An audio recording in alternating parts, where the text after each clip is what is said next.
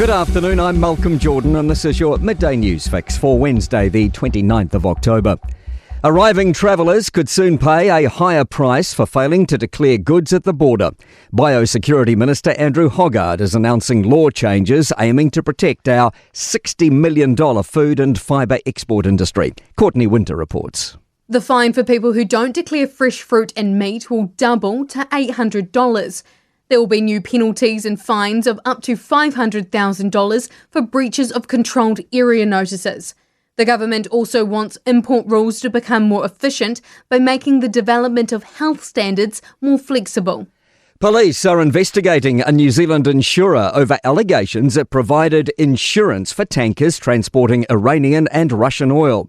An investigation by Reuters alleged Auckland-headquartered Maritime Mutual helped provide vessels skirting Western sanctions with the insurance they need to enter ports. Here's business reporter Michael Sergel. Police have told the Herald they've searched the offices of Maritime Mutual in Auckland and Christchurch and a home in Auckland as part of its investigation into alleged breaches of Russian sanctions. Records and documents have been seized. 3 people have been detained and spoken to, but no criminal charges have so far been filed.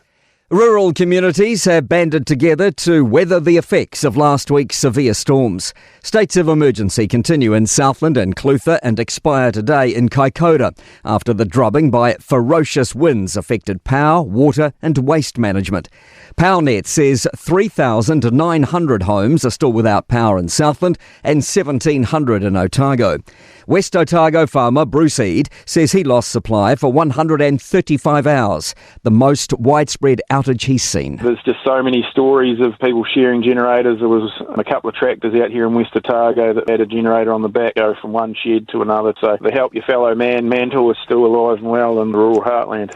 Meanwhile, Hurricane Melissa has been downgraded to a Category 4 storm in Jamaica. Official warnings of catastrophic winds, flash flooding and a dangerous storm surge haven't changed more than 2 hours after it made landfall. Nearly a third of the country is already without power. The Jamaica Inn managing director, Kyle Mice, told the BBC they are starting to experience strong winds. Very noisy. A lot of branches now being blown around. You can hear the strain on the trees.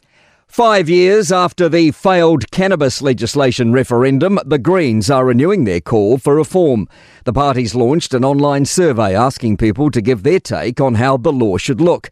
Co-leader Chloe Swarbrick points out the referendum only failed by a small margin in 2020, so clearly indicated the status quo was untenable. Just to spell that out, if we had 34,000 New Zealanders, smaller than any electorate in this country, switch their votes from no to yes, then we would have a legal cannabis framework. To sport. St Andrew's Old Course is receiving a golfing makeover. The changes affect 11 holes and extend the yardage to 7,445 ahead of the Open Major in 2027.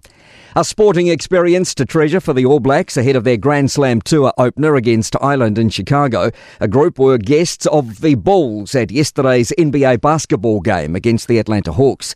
And punters can be forgiven for poring over their form guides to sift out the best mudlarks at Tuesday's Melbourne Cup. A sodden track is forecast.